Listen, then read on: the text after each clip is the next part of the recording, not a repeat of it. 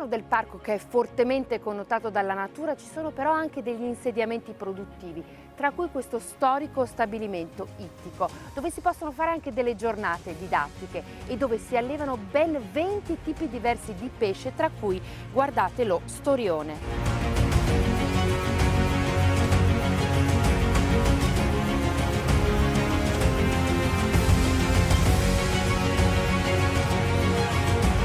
Adesso sto navigando lungo il fiume Sile, dove si può venire con una barca a motore come quella in cui mi trovo io oggi, ma anche con il kayak o con la canoa, quindi per grandi e bambini. Ma soprattutto qui siamo circondati da meravigliose ville venete.